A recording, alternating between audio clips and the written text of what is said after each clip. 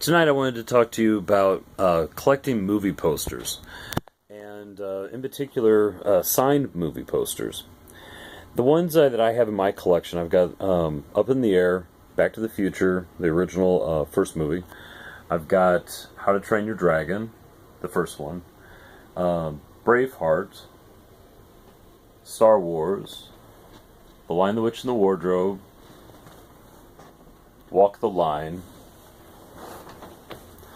Pirates of the Caribbean, The Curse of the Black Pearl, Indiana Jones and the Last Crusade, and Harry Potter and the Sorcerer's Stone. I felt like these were really good decorations to put up in my movie room, and I kind of went through a process of collecting them, and I've been collecting them for probably about 10-15 years. And the first thing to note is that the size of these are large movie posters. These are, measurement-wise, 27 by 40-inch movie posters. This is what you would have at your actual movie theater. If you have any of them that are prior to, I think, 1985 or so, it would have been 27 by 41. So anytime that you find an old poster and it says that it's an original, but yet it only measures 27 by 40, if it came out before 1985, it's not an original if it's only 27 by 40. Alright, so you notice also these are also framed. I went through and just found it wasn't necessarily a cheap frame, but at Michael's they sell frames that are of this size, and they sell a couple different ones. This one I felt was the best kind of quality and such. It's just a kind of an acrylic plastic. Since I don't have any windows in here, I'm not really worried about sunlight getting to it or anything being harmful onto the actual image. I just simply wanted something to frame the piece and hang it up. Keep it out of harm's way as well. So, I think I was able to purchase these at Michael's for, I don't know, maybe, I think retail normally is about 40 bucks or so, but a lot of times you can find coupons that can bring it down even cheaper than that. Alright, so collecting movie posters. Most of the time, I would suggest you want to collect just whatever interests you. These are movies that I've grown up with or my kids really enjoyed, and so we decided to collect them. One in particular here, Up in the Air, I could actually, if I wanted to, sign it.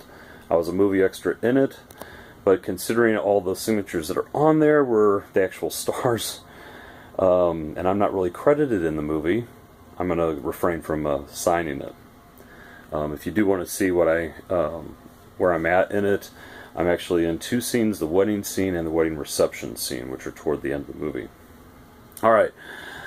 In terms of, the signatures and collecting that, I kind of say buyer beware a little bit. Now, these were bought over the internet, and you don't know exactly what you're necessarily buying. It is kind of a scary thing. But I say you need to kind of bet with your head, not bet with over your head, kind of like if you were to go to a casino. And kind of think about what you're buying, who they say is signed on it, and see if it's even possible that that person could have signed it. Think about, if somebody is trying to sign or get a poster that sold to you, and like I said, if it's before or after a certain date, and that person passed away, might not be your original signature. In terms of like getting these things photocopied and such, I kind of look at it like this. Anytime that you buy a true movie poster, that movie poster should actually be double-sided.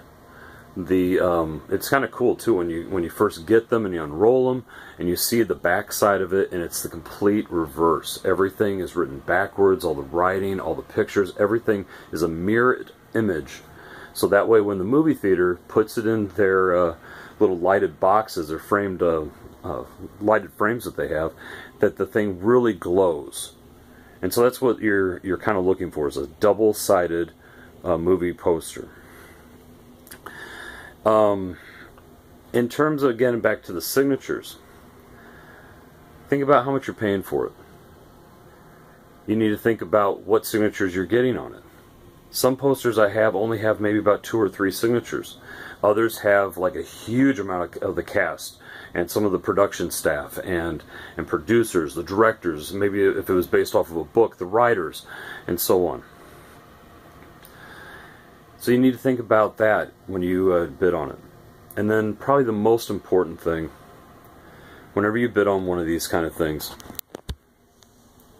it may say that it's got a letter of authenticity, certificate of authenticity.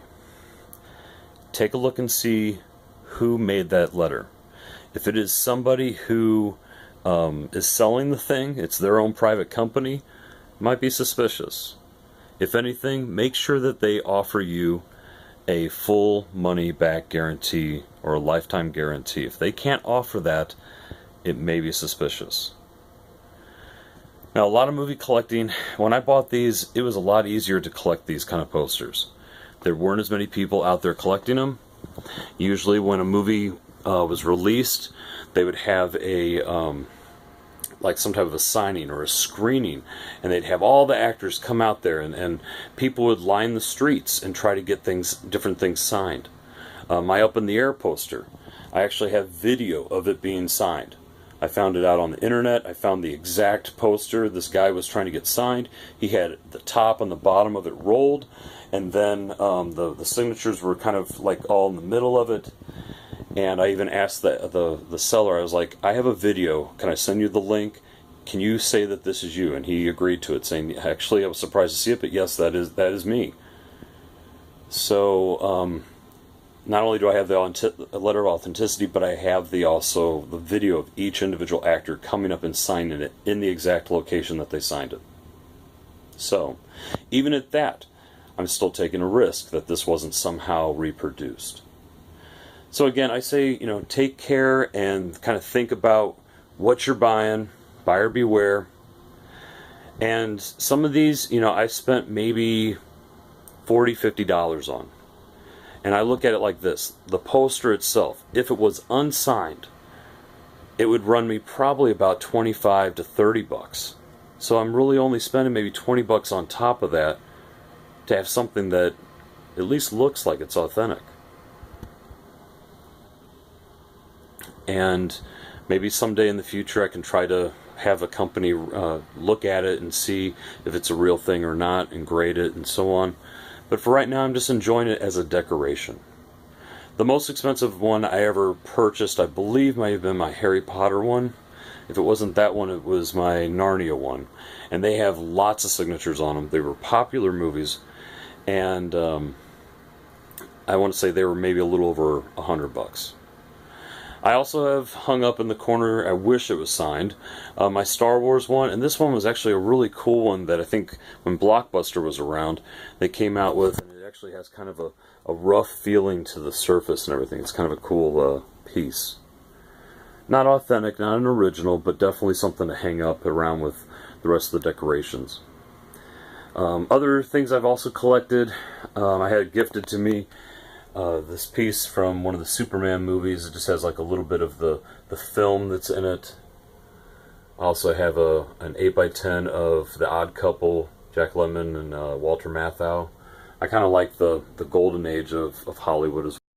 And my last one that I've got is a little record LP cover from Breakfast at Tiffany's, including Audrey Hepburn's signature, which is really kind of an important signature I really like.